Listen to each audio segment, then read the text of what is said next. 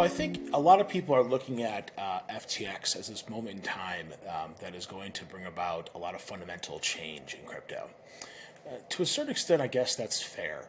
But I don't think there's going to really be any major movements or sweeping changes that probably weren't going to happen anyways. So what do I mean by that? FTX was an aberration as much as Elizabeth Holmes was for the healthcare industry, Bernie Madoff. This was a bad actor. However, it's going to speed up certain things, and I think it will actually potentially help in the long term. 2023 is going to be a year of increased scrutiny on exchanges, which is a good thing for the industry. It's going to require platforms like ours and everyone else in the community to be more transparent and to ensure that that transparency is verified by code, which is really much at the heart of why this industry began in the first place. Secondly, I think you're going to see increased regulatory scrutiny, particularly in the U.S. I think most are keeping their fingers crossed that this increased regulatory scrutiny and any action that's going to come is going to be one that's based in common sense and rational. But that, I think, is the one big concern we have coming out of the FTX implosion is just the heightened sense of emotions and the number of people that feel the need to weigh in on this tech and in this space when they possibly still don't quite have a good grasp of it yet. And then I think finally what we're going to see is a slow and steady increase in the industry evolving towards greater decentralization. DeFi, as we call it, has always been the end game for crypto and for Web3. That is where this tech is best deployed. There will always be a place for centralized exchanges. A lot of new users that are going to enter the marketplace over the next year are still going to be much more comfortable in a centralized exchange environment. And that's simply because the tech is still in its infancy. And so CEXs will continue to have a major role in this space. But as I said, DeFi is the end game. And so you're going to see that centralized exchanges like Binance are going to continue to look towards the DeFi space and diversify their businesses outside of just being a centralized exchange. This is why we're looking at products like NFTs, but not just NFTs as many people know them today, CryptoPunks and Bored Ape Yacht Club. We're looking at the industrial applications of NFTs, like what we see happening at companies like Boeing and Alfa Romeo. We're looking at the future of consumerism in a digital space and the metaverse, not necessarily the sort of maxi version of the metaverse as Mark Zuckerberg sees it, but the idea that someone should be able to go and buy a pair of Nike gym shoes, receive an NFT of those gym shoes that they can then port over to the latest game of Madden and be able to use those shoes in game. That's a much more sort of clear and present version of the metaverse, which we think will be here pretty soon. And so I think you're just going to see a lot of rapid involvement in this space, and it's going to be really driven by utility and innovation and how we provide utility to users. Yeah. The one thing that the centralized exchanges and the more centralized business model within the blockchain community, what it serves that a true and pure form of decentralization really can't, is a very sort of clear and present voice for the industry.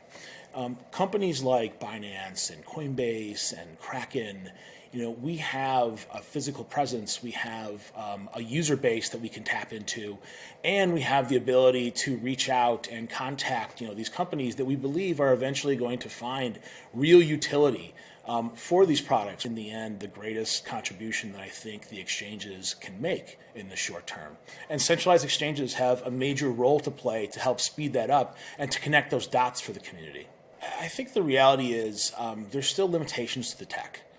And I think had we had the innovations today to allow for a simpler process for users to move their funds in a stress-free manner, in a frictionless manner, in between wallets, both external hot wallets into cold wallets, I think you'd probably see a lot more users taking that option now after FTX.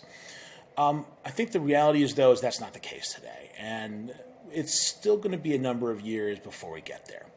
Crypto as an industry is still tiny.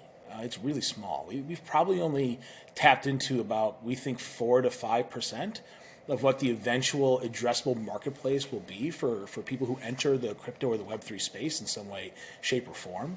And so I don't think you'll see that CEXs will contract necessarily. They'll probably continue to grow for the next couple of years, and then they'll start to plateau in their size, which is fine because we're probably big enough. There's going to be new competitors that will enter the CEX space who will have new products. Maybe they'll be better products than Binance. We don't know. But as the market continues to grow, I think what you'll find is that as we get beyond the 4 to 5%, 6, 10, 20, 30%, I think eventually you'll find that the majority of users will eventually find themselves in a more decentralized space. But there's still a lot of hurdles that have to be overcome, including on the regulatory front.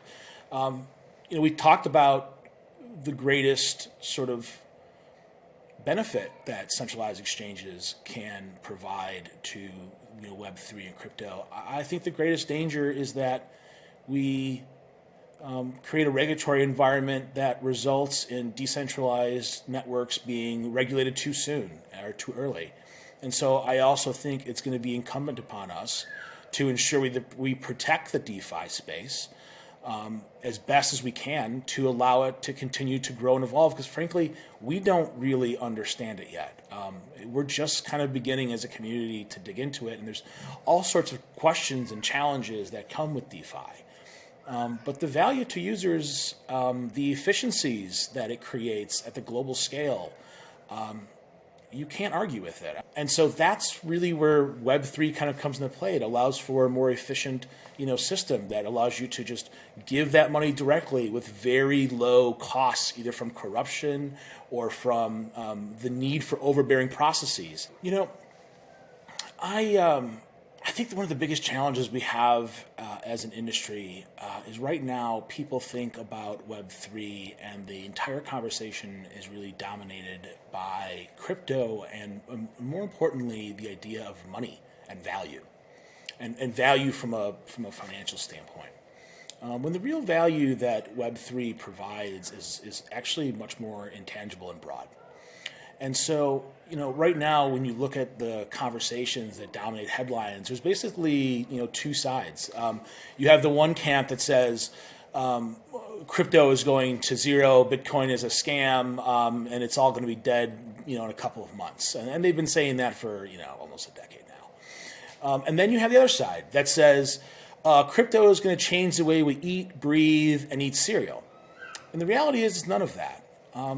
Web3 is going to just slowly start to take over our lives and change the way we sort of interact with one another.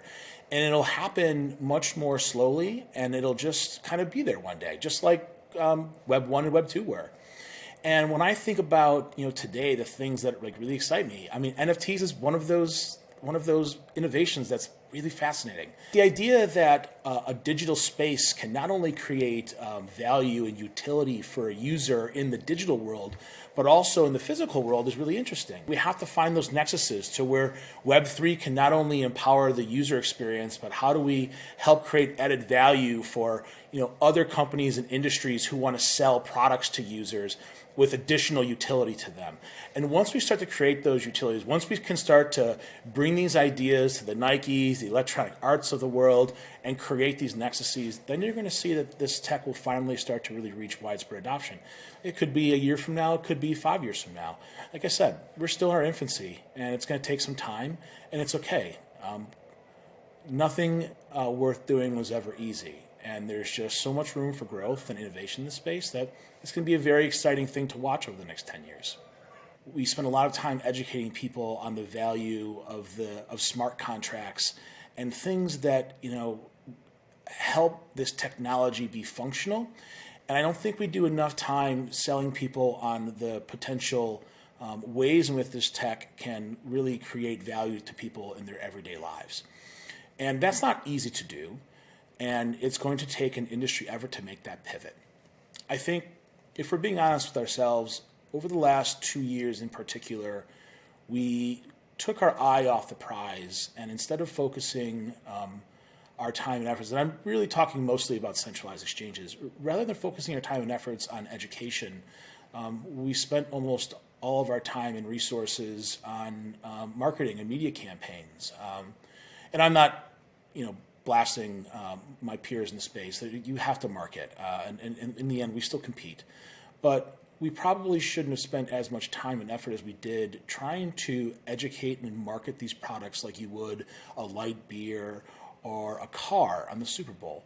Those are probably wasted opportunities. And I think now we're in a place where we need to pivot as an industry and recognize that. But time will tell. We're going to have to stand up and take the high road here. And during a bear market, it might be the best time for all of us to take a breath and refocus our efforts, because it's not exactly the best time to be marketing products. So maybe we can refocus our time on education. This is going to be a year of growing pains.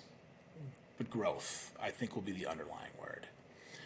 I think those actors that work hard to continue to work alongside regulators to work towards remediation for previous issues the industry has had.